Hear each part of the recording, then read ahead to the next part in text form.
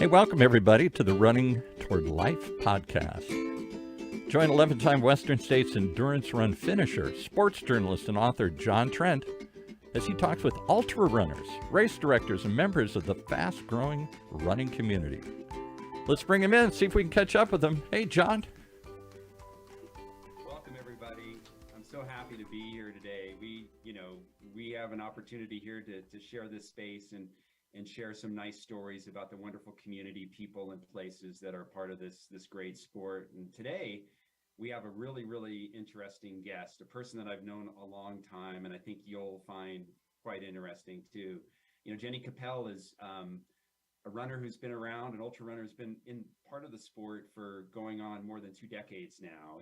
Jenny's, although she would quickly deflect all these accomplishments because that's the type, she's a very humble type of person, but I need to read off some of her greatest hits here. She's a 3-time San Diego 100 champion. She's won that race on 3 different types of courses, which shows Jenny's great versatility. She's also been a top 10 finisher at Western States. She's won one of the oldest and most prestigious 50 milers in the country, the American River 50. And she's competed on the international level at the IAU 100K World Championships. And in addition to all that, Jenny's a mom, she's a wife, she's a professional in physical therapy. She wears a lot of different hats and wears them all extremely well. So Jenny, welcome. Thank you, John. That was a nice introduction. It's easy to read all that stuff off, just because you've done this in a way that, and that's one of the things I wanted to start out by asking you. You've been in the sport for a while, but you've done it in a way that hasn't really been about, trying to draw attention to yourself. I mean, there's a purity to how you've gone about running ultras, where it's more about you and facing the challenge. If you could let some of the listeners know about how you originally got into the sport and what brought you into this crazy sport where 2 decades later, you're still running these great distances. So I'll go ahead and start from my childhood. So my dad was a runner at that time, Roland, and he got my brother and my sister into running, and he wanted to get me into running. And I just laughed and said, running is the stupidest thing. Why would you run from point A to point B when you could drive? And so didn't take up running until I actually went to physical therapy school, and that was 25 years ago now. And so I picked up running on the road, and I finally let my dad know that I had been running, and he encouraged me. I had run my first marathon, and he was there, and he helped me get through that. And he said, why don't you try running on the trails? The trails are so much better than the road. And I had another marathon coming up, and I said, after the marathon. And I happened to come back. I was living in the Bay Area at the time, and I happened to come to Reno, and he's like, hey, I've got a trail. You got to try this out. And he took me on this trail, and it was technical, and I was just wearing road shoes. And I just remembered looking at him going, if I sprain my ankle right now before this race, I'm going to be very upset with you. I didn't. And I promised him that once I finished that marathon, I would train for a trail run. And that's how it all started. So it was way too cool. In 2002 was my very first 50K. And he was there the entire way. It was kind of funny. After that, they had a registration booth to sign up for American River 50 miler at the finish of that race. And I was just elated. It was the biggest high I had ever had. And so he's like, why don't you sign up for the 50 miler in 3 weeks? And it just ended up going from there. So that's basically how the transition all started to get into the ultras. Yeah. And, Jenny, the part, of course, that, is interesting. I mean, obviously you had a facility for it from the very beginning. I mean, you ran those races and did quite well. What made you decide to dive more of who you were? I think it was a combination of the challenges. Everything was so new and challenging. And so you want to see I wanted to see what I could put my body through. Every race is different. Every course is different. You have more technical, more vertical, that sort of thing. It was during that same year, it was in 2002, I had always said I would never run a 100-miler. And the next thing I knew, I was putting in for Western States for the following year and did get in. But so it was more continuing with the challenges. And then it was, now I've got to go back and do those first races again, because I want to see how much I've improved. I've learned so much. And so it just, I guess, snowballed into doing all of these races. And then as I've gotten older, I've been more picky about which races I would do, and they have to really speak to me to be able to want to run them and do them. There are definitely certain races that I have always said, people are like, don't you want to run, this race? And I said, no desire to run that race. Never have, never will. And speaking of races that speak to you, I mean, so what are some of them and why? I prefer the longer distance races, the 100Ks and the 100-milers. I've kind of learned that that's my little niche, and there's a lot of strategy that goes along with it and vulnerability. The races that have really spoken to me, and it was all pre-race. It was before I went out on the course. So people say, well, that's because you had a really good race there. And that isn't it at all. There was something that spoke to me about those locations. So the races are Wasatch, San Diego, and the most recent one that I've done, Javelina. All of those, the locations spoke to me. The mountains, I still look at those Wasatch Mountains and it gives me a little butterflies in the stomach.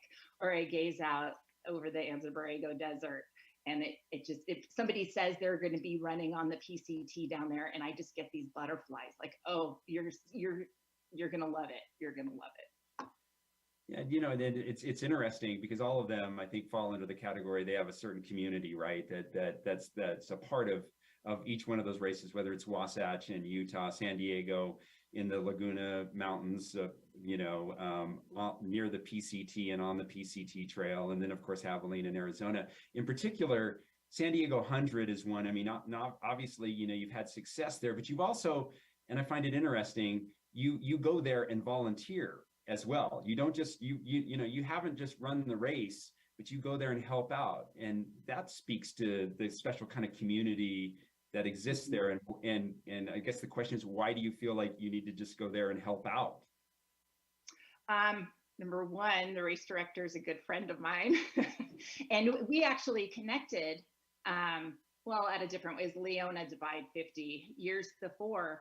But from there, we just became friends. And so being in San Diego, there was just something that I like to be a part of that community. There is something special about it. The racers, it's more of an old school style race that Scotty Mills ran when I ran it. And it's just, it's a good feel. I really feel like it's family. When I go there, it's family. It's always felt like that before I even knew anybody. And now those people are my friends. So I like to go and help it. And I like to see runners. I know you're going to be going out and running San Diego 100 this year. I'll be there. But I like to see the runners accomplish it. And I know what it feels like to be out on that course, and ups and downs and the heat usually. So I know how they feel. And that means a lot to me to see those runners maybe down in the dumps, at the Meadows and at mile 50, and then they end up being at Penny Pines at mile 80, and they're ready to go for those last 20. And that gives me chills. It's a way for me to be able to give back to that running community that gave me so much. Yeah, I think that's so cool that you not only have this record of accomplishment there, and that some of these folks might even realize that here's a 3-time champion who's, kind of bringing them back from the depths. They may not know who you are, but they know you're a helpful and smiling face to them. Yeah, they don't need to know. They don't need to know that history. It's just that I'm there for them. Yeah. You mentioned your father, Roland Martin, who in Northern Nevada is kind of like considered sort of the godfather of our sport, in this area. He did so much. He was a race organizer. He was a coach. He was a quasi coach. He was a mentor to so many. How important of an influence was Roland on you in terms of not only just the running, but the person that you are today and how you kind of go about, everything that you do in your life? He was the most stubborn and determined individual I think that I have ever met. And people will say, you're just like your dad. And I actually take that as a compliment, even when my mother says it. I take it as a compliment. He really taught me to have belief in myself. I think that growing up, I had more of a lower self-esteem. I was kind of, a family of 5, and I was the one that was kind of the black sheep because I didn't run and did my own thing and refused to do things that my parents wanted me to do. He really helped me to believe in myself because he believed in me when I started and things that I didn't think I could do. And it goes across life, I'm actually getting ready to start my own business here. And there have been times when I've been very fearful and it's like, oh, I don't know if I can do this. And I do. I think of my dad and he would be telling me, yes, you can. Just do it. You have these qualities. You can do this. And so that's definitely carried with me. Just for the listeners, just to paint a picture of your father, I think it might be helpful.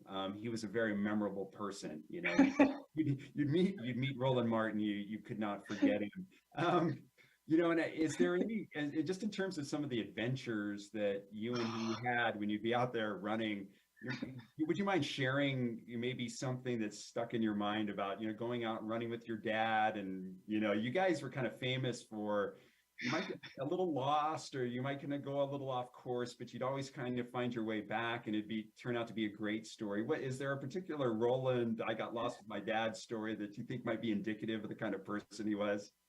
I don't know. We got lost a lot. And he would say, well, there was a trail here like 5 years ago. It's overgrown.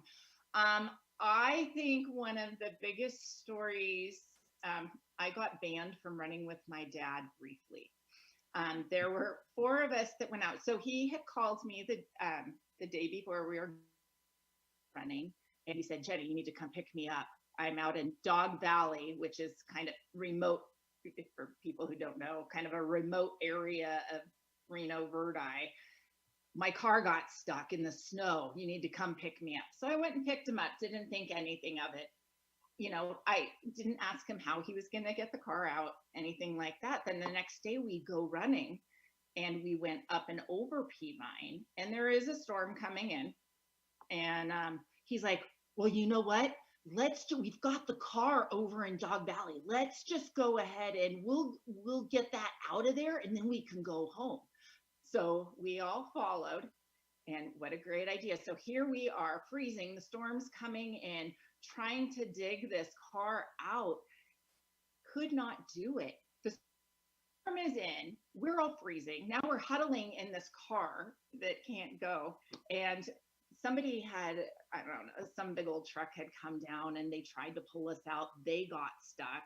And then another truck came down. They couldn't pull us out, but they were willing to take us back to our vehicles. And I was probably 3 hours late. And, my dad's like, oh, we'll just come back later and come and get us. I'm like, I'm not coming back with you. And I got home and I got banned from running with my dad for a while. You can't go with him. I expected you home at a certain time and you're home 3 hours later. And this happens a lot, Jenny, with your dad, because we get lost, but never really lost in his mind. It's a shortcut. Yeah, that's you have a ton of stories like that, and also Yes.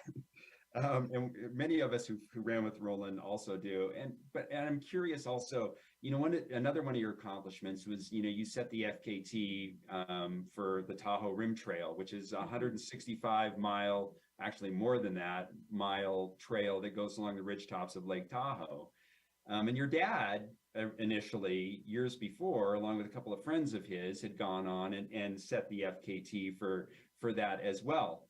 And as Roland was sort of, battling, the illness, that he had over the final years of his life, you went out and ran that rim trail. And could you speak a little bit about like why it was important for you to do that, not only to set a new standard, but you had your father literally with you. You ran with a photo of him on your backpack, or on your hydration pack, and that was a very special thing for you to be able to share that with him, setting a record and also kind of honoring who he was.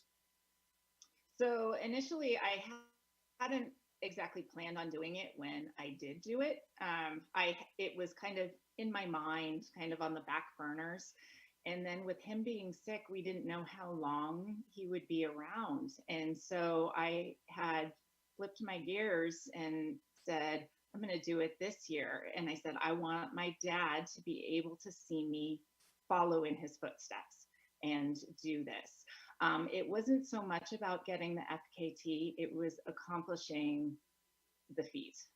I just happened to get the FKT at the time. But so yes, I put him on my backpack. I had also done it. When was my last? I had also done it. I believe it was 2 years before. I think I did that the Tahoe Rim Trail in 2014. And in 2012, I took him along on my backpack when I ran Western States the final time. And I told him, because both times I told him, I'm taking you with me so that you can run the fastest that you've ever done on these courses. And so having him on my pack just gave me the little boost. So he was always with me. And then seeing him, my mom told me I was really hurting going into the second night. And I got down and my mom said, your dad wouldn't go home. He insisted on staying in the car, and he didn't get around very well. He was not very mobile. And she said, no, he insisted on sleeping in the back of the car to wait for you because he knew you would be coming in soon and he did not want to miss you. And he did. He saw me and he was there at the finish line too with a big grin and congratulations. And I did. I told him, I got you your record. Yeah. Yeah, it was a really, really awesome moment. And I think he was, that's what's funny about your dad is, he was not an overly emotional person, but I think stuff like that really, really resonated with him. Yes. I think that was special to him too. Yeah. And speaking of community, Jenny, and I think your dad did this about as well as anybody, even though he never overtly said, hey, I'm helping to build the running community in the community in which I live. How important is that to you to know that your dad was, intrinsically a sort of community builder? And he did it in a way that was, it was sort of off script. He wasn't like the type of person who was going to hug people and say, hey, thanks for coming out and all this stuff. But it was more about just the idea of showing up and being there for others, which he did through actions rather than words. What does that all mean to you?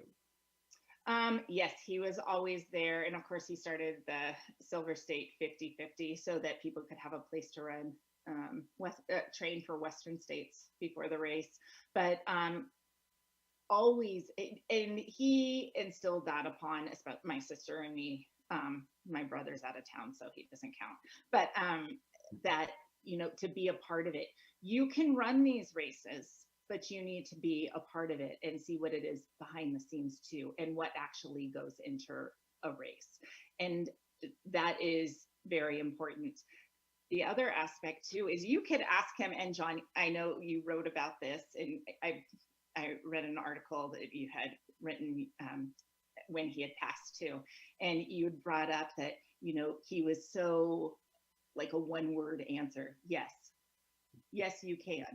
Well, what do you think? Do you think I should do this? Yes. But he was always there. He always wanted to see the best out of everyone. And again, he brought that into the running community.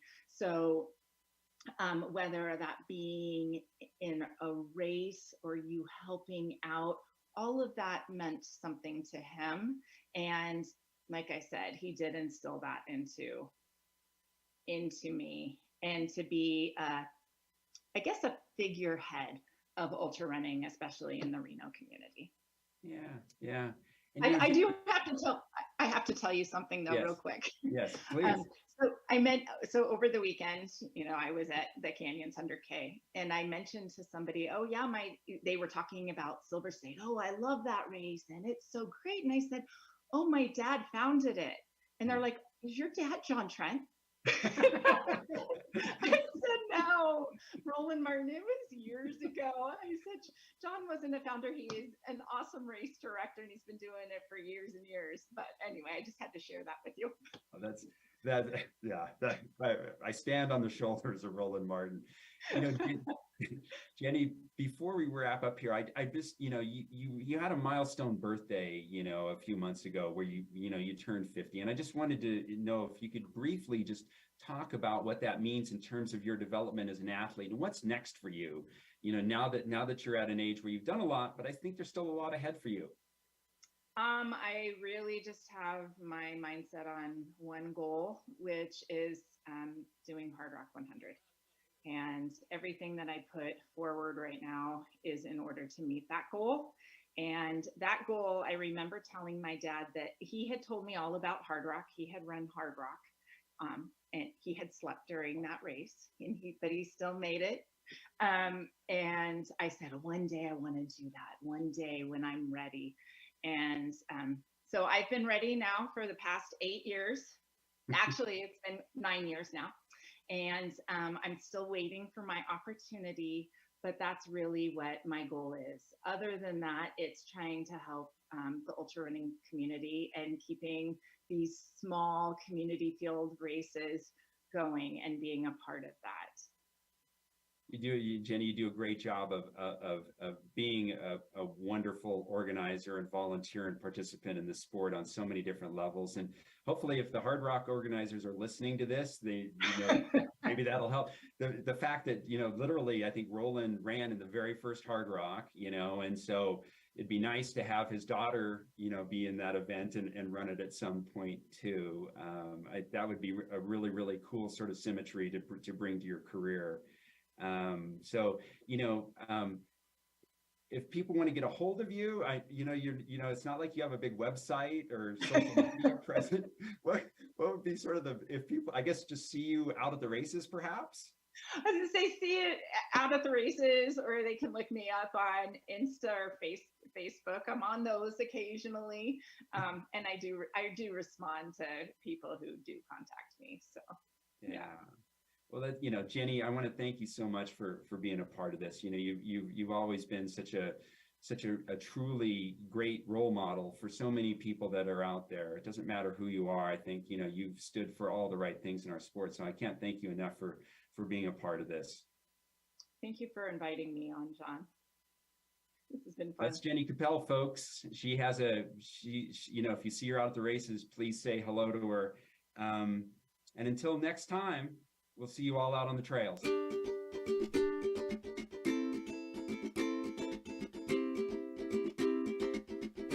Well, there you have it, folks. Our inaugural episode of Running Toward Life. We hope you enjoyed it. We hope you'll like it. And we hope you'll share it. And even subscribe for more episodes. Until then, Paul Roberts saying, see you on the trail.